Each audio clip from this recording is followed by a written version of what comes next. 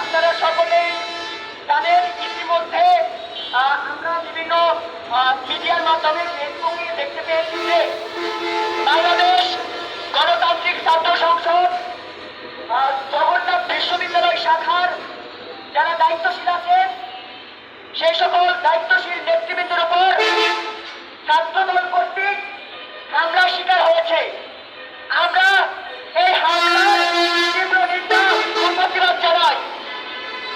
আমরা পূর্বে ছাত্রলীগের যে সন্ত্রাসী কর্মকাণ্ডগুলো দেখেছি, ছাত্রদল পুনরায় সেই সন্ত্রাসী কার্যক্রমগুলো করছে।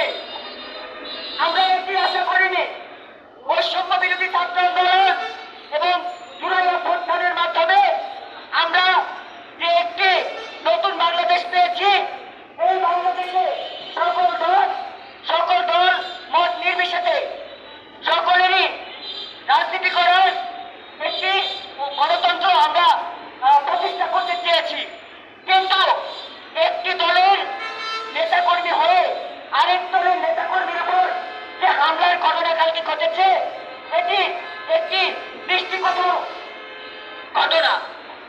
এই ঘটনার প্রেক্ষিতে ছাত্রদল কালকে শিক্ষকদের উপর হাত দিতে, শিক্ষকদের গায়ে হাত দিতে তারা দ্বিধা বোধ করেনি।